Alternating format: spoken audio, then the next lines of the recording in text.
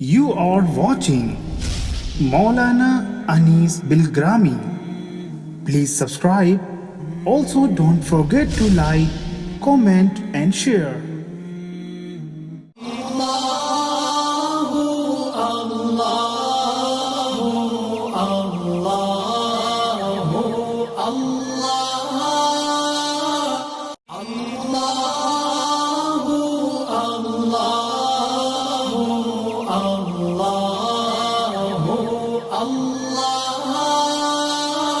السلام علیکم ورحمۃ اللہ وبرکاتہ۔ بسم اللہ الرحمن الرحیم۔ الحمد للہ رب العالمین والصلاة والسلام علی سید المرسلین وعلی آلہ واصحابہ وازواجہ وذریاتہ واہل بیتہ اجمعین، اما بعد۔ ہم اور آپ اپنے ظاہری اعضاء سے جو کچھ دیکھتے، سنتے اور محسوس کرتے ہیں، اس کا سیدھا اثر دل پر پڑتا ہے۔ آنکھوں سے ہم نے اور آپ نے کچھ دیکھا تو دل اس سے ضرور متاثر ہوگا۔ کتنے واقعات ہیں کہ آنکھوں سے کوئی بڑا حادثہ دیکھا، دل اتنا متاثر ہوا کہ صرف دیکھنے سے ہی دیکھنے والا مر گیا، اس پر کوئی حملہ نہیں ہوا، خود اس کے ساتھ کوئی حادثہ نہیں پیش آیا، اس نے بھیانک حادثہ دیکھا ہے، قتل بڑا بھیانک، دیکھتے ہی اس کو اٹیک پڑا اور وہ ختم ہو گیا۔ کون انسان انکار کر سکتا ہے کہ دیکھنے سے دل متاثر نہیں ہوتا ہے۔ ایسے ہی ہم اور آپ اپنے کانوں سے جو کچھ سنتے ہیں، اس سننے کا بھی سیدھا اثر دل پہ پڑتا ہے۔ اس حقیقت کا انکار نہیں کیا جا سکتا کہ انسان کچھ بھی سنے اور اس کا دل متاثر نہ ہو، ایسا نہیں ہے۔ آپ نہایت خوشگوار حالت میں ہیں، اچھی کیفیات کے ساتھ آپ اپنا وقت گزار رہے ہیں، اچانک ایک خبر ملتی ہے تو آنکھوں سے آنسو بہنے لگتے ہیں، اس کا چہرہ مرجھا جاتا ہے، خبر ہی ایسی غمگین تھی۔ زبان سے ہم اور آپ جو کچھ کھاتے ہیں، چکھتے ہیں، یہ ذائقہ بھی انسان کے دل کو متاثر کرتا ہے۔ کھانے کا ذائقہ اچھا تو دل باغ باغ ہو گیا، اور اس میں کوئی کمی یا زیادتی ہو گئی تو اس کو بھی دل محسوس کرتا ہے۔ ہاتھوں سے جو کچھ چھوتے ہیں اس سے بھی دل متاثر ہوتا ہے۔ چھونے سے انسان کیا، پیڑ پودے جانور بھی متاثر ہوتے ہیں۔ ایک پودا ہے، اس کا نام ہے چھوئی موئی کا بروا، یعنی چھونے سے وہ درخت متاثر ہو جاتا ہے، اس کی ساری پتیاں کھلی ہوئی ہیں، جیسے ہی آپ اس میں ہاتھ لگائیں گے، آپ کے بدن کا کوئی حصہ جیسے ہی اس سے ٹچ ہوگا، اس کی ساری پتیاں ایک دم سے مرجھا جاتی ہیں۔ پودا جب اتنا احساس کر سکتا ہے، ہم اور آپ تو انسان ہیں۔ جب ہمارے اور آپ کے دیکھنے، سننے سے، آواز سے، چھونے سے، کھانے سے دل متاثر ہوتا ہے، تو پھر ہمیں اور آپ کو اپنے دل کو صحیح سالم رکھنے کے لیے ان تمام اعضاء میں صحیح کیفیت پیدا کرنے کے لیے اللہ سے دعائیں بھی مانگنی ہیں اور کچھ ضروری کام بھی کرنے ہیں۔ تو نبی کی ایک دعا یاد کیجئے، جس میں رسول اللہ صلی اللہ علیہ وسلم اپنے اللہ سے ایک دعا مانگتے ہیں، ہمیں اور آپ کو بھی وہ دعا مانگنی چاہیے۔ میرے مصطفیٰ علیہ الصلوۃ والسلام اپنے اللہ سے یہ دعا مانگتے تھے، اللہم اجعل فی قلبی نورا، اے اللہ آپ میرے دل میں نور پیدا کر دیجئے، میرے دل کو نورانی بنا دیجئے۔ یہ دعا وہ مانگ رہے ہیں جو خود سراپا نور تھے۔ یہ ہماری اور آپ کی تربیت کے لیے، ہمیں اور آپ کو حقیقت تک پہنچانے کے لیے رسول اللہ صلی اللہ علیہ وسلم کی دعائیں بڑی اہمیت کی حامل ہیں۔ غور کیجئے کہ جو رسول سراپا نور ہیں، وہ اللہ سے کہہ رہے ہیں کہ اللہ آپ میرے دل میں نور پیدا کر دیجئے، ہم اور آپ اپنے دل کے تحفظ کے لیے کیا کچھ نہیں کرتے. اپنے دل کا چیک اپ کرا لینا چاہیے. اتنے وقفے کے بعد اتنی عمر ہو چکی ہے, باڈی کا چیک اپ کرا لیجئے. وہ تو ایک فزیکل چیز ہے, منع نہیں ہے. یہ اللہ کا عطا کردہ جسم ہے, ان کی بہت بڑی امانت ہے, اس کی فکر رکھیے, ضرور رکھیے. لیکن اس فزیکل باڈی کے چیک اپ کے ساتھ ساتھ ذرا نبی کی دعاؤں کے حوالے سے بھی اپنے دل کا خیال رکھنا ہے. اپنے اللہ سے دعا کریں کہ اے اللہ میرے دل میں نور پیدا کر دیجئے. جب وہ نور پیدا ہو جائے گا تو پھر اس کے نتیجے میں دل کی کیفیات کچھ اور ہو جائیں گی جس کا ہم اور آپ تصور نہیں کر سکتے. پھر رسول اللہ صلی اللہ علیہ وسلم یہ بھی تو دعا مانگتے تھے, وفی بصری نورا, اے اللہ میری آنکھوں میں نور پیدا کر دیجئے. جس نبی کی نظر نے غلط ارادے سے کسی چیز کو دیکھا نہیں, وہ نبی اپنی آنکھوں کے لیے دعا کر رہے ہیں کہ اے اللہ میری آنکھوں میں نور پیدا کر دیجئے. ہم اور آپ تو اچھی چیزیں کم دیکھتے ہیں, بری چیزوں کی طرف زیادہ توجہ رہتی ہے. غلط چیزوں, گناہ کی چیزوں کو دیکھتے دیکھتے انسان کی نظر نابینا ہو جاتی ہے, انسان کی آنکھ نابینا ہو جاتی ہے, انسان کا دل مردہ ہو جاتا ہے, انسان اپنے کانوں کے لحاظ سے بہرا ہو جاتا ہے, انسان اپنی زبان کے لحاظ سے گونگا ہو جاتا ہے. اگر آپ قرآن پڑھیں گے تو حیرت کی انتہا نہیں رہے گی. قرآن مجید نے چلتے پھرتے انسانوں کو مردہ کہا ہے, آنکھوں سے دیکھتے ہوئے انسانوں کو اندھا قرار دیا ہے. قرآن نے ان کانوں سے سننے والوں کو بہرا ٹھہرایا ہے. قرآن نے زبان سے بولنے والے انسانوں کو گونگا ٹھہرایا ہے. یہ کون انسان ہیں جو چل پھر تو رہے ہیں لیکن قرآن کہتا ہے کہ یہ مردے ہیں؟ یہ کون لوگ ہیں جو اپنی آنکھوں سے دیکھتے ہیں, قرآن کہتا ہے کہ یہ اندھے ہیں. یہ کون لوگ ہیں جو اپنے کانوں سے سنتے تو ہیں مگر قرآن کہتا ہے کہ یہ بہرے ہیں. وہ زبان سے بولتے تو ہیں لیکن قرآن کہتا ہے کہ یہ گونگے ہیں. ان کو جاننا بہت ضروری ہے. کہیں ایسا نہ ہو کہ ہم بھی چلتے پھرتے انسان ہونے کے باوجود مردوں میں شامل ہو جائیں. کہیں ایسا نہ ہو کہ ان آنکھوں سے دیکھنے کے باوجود ہم اور آپ بھی اندھوں کی فہرست میں شامل ہو جائیں. کہیں ایسا نہ ہو کہ ان کانوں سے سننے کے باوجود ہم اور آپ بھی بہروں کی صف میں داخل ہو جائیں. اور کہیں ایسا نہ ہو کہ زبان سے بولنے کے باوجود گونگوں میں ہمارا اور آپ کا شمار ہو جائے. یہ اسی وقت ممکن ہے. ہمارا دل زندہ رہے اس کے لیے اس دل میں نور کا رہنا ضروری ہے. ان آنکھوں سے وہ دیکھیں جو دیکھنا مطلوب ہے تو ان آنکھوں میں نور ہونا ضروری ہے. ان کانوں سے وہی سنیں جو سننا مطلوب ہے, اس کے لیے کانوں میں نور ہونا ضروری ہے. اس زبان سے وہی بولیں جو بولنا مطلوب ہے, زبان میں بھی نور ہونا ضروری ہے. آگے بھی نور ہو, پیچھے بھی نور ہو, دائیں جانب بھی نور ہو, بائیں جانب بھی نور ہو, اوپر بھی نور ہو, نیچے بھی نور ہو, تب جا کے یہ انسان حقیقت میں زندوں کی فہرست میں آئے گا. تو اپنے دل کی فکر لیں اور اپنے اللہ سے دعا کرتے رہیں کہ اے اللہ میرے دل میں نور پیدا کر دیجئے, میرے کانوں میں نور پیدا کر دیجئے, میری آنکھوں میں نور پیدا کر دیجئے, میری دائیں جانب نور بنا دیجئے, میری بائیں جانب نور بنا دیجئے, میرے آگے نور بنا دیجئے, میرے پیچھے نور بنا دیجئے, میرے اوپر بھی نور رہے, میرے نیچے بھی نور رہے, میرے وجود میں نور پیدا کر دیجئے. میں نورانی ماحول میں رہنا چاہتا ہوں. کریں گے یہ دعا. لیکن یہ دعا کب قبول ہوگی؟ اس دعا کے مقبول ہونے کے لیے کام کرنا پڑے گا, وہ بہت ضروری ہے. ورنہ اندر سے سیاہ ہو جائیں گے ہم اور آپ, کالے ہو جائیں گے اندر سے. کوئی گناہ محسوس نہیں ہوگا, کسی نیکی کی اہمیت, اس کی عظمت دل میں اتر نہیں سکتی. اس کے لیے لازم اور ضروری ہے کہ رزق حلال استعمال کیا جائے, حلال کھانا. کتنی ہی دعائیں کریں کہ اے اللہ میرے دل میں نور پیدا کر دیجئے, اور کھانا حرام ہے. مارکیٹ کا بے شمار پیسہ اپنے اوپر لگا ہوا ہے, دینے کا ارادہ بھی نہیں. جس کا قرض لے رکھا ہے پہلے قرض ادا کرنا ضروری ہے نا.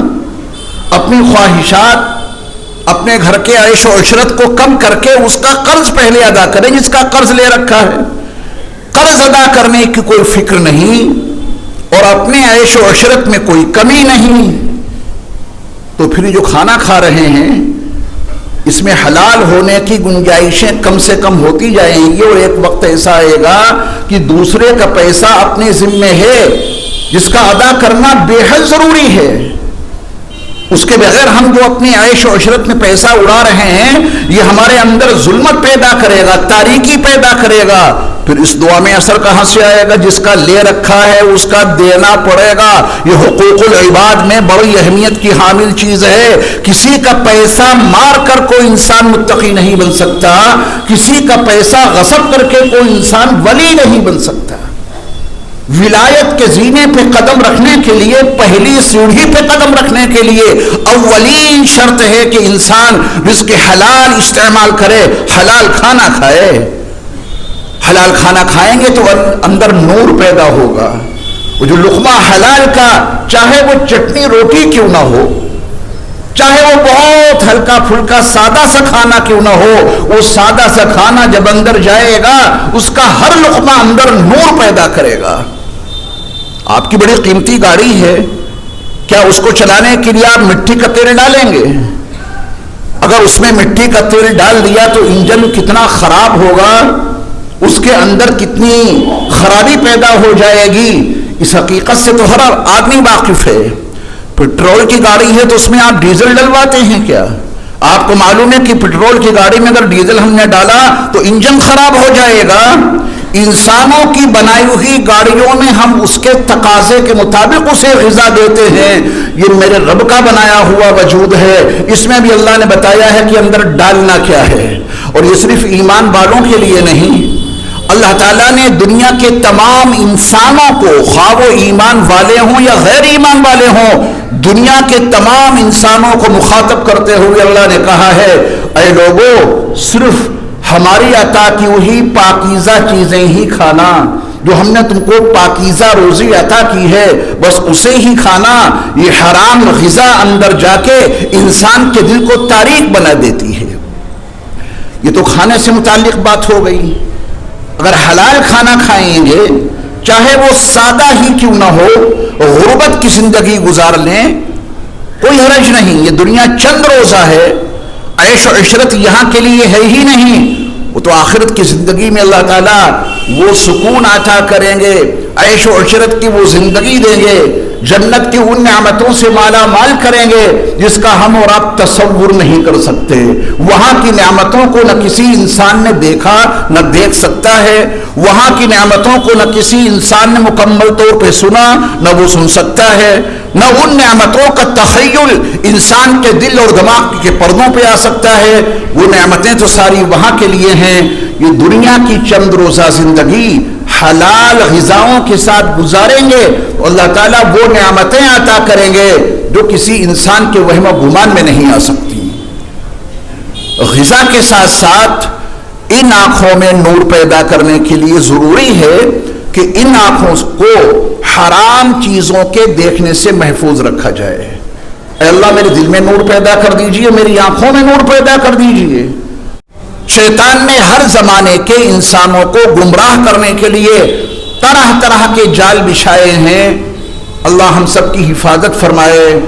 آج ہم اور آپ جس دور سے گزر رہے ہیں یہ سب سے خطرناک دور ہے، دجالی اور شیطانی اور طاغوتی فتنوں کا دور ہے۔ یہ شیطان نے تاریخ کا سب سے بڑا جال ہمارے اور آپ کے لیے بچھا دیا ہے، اور اکثر انسان اس کے جال میں پھنس چکے ہیں، اور وہ جال ہے موبائل کا۔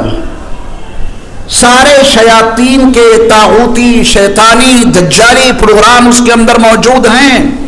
غور کریں کہ ہم اپنی 24 گھنٹے کی معمولاتی زندگی میں کتنا وقت اللہ کے ذکر کو، نمازوں کو برپا کرنے کو، قرآن مجید کی تلاوت کرنے کو دیتے ہیں۔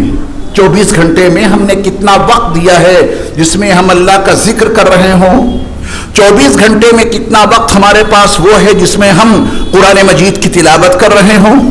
24 گھنٹے میں کتنا وقت ہے جو ہم نے نمازوں کی ادائیگی کے لیے دے رکھا ہے، اور کتنا وقت ہے جو موبائل میں شیطانی اور طاغوتی اور دجالی پروگرام کو دیکھنے کے لیے دے رکھا ہے۔ ہر آدمی اپنا اپنا جائزہ لے۔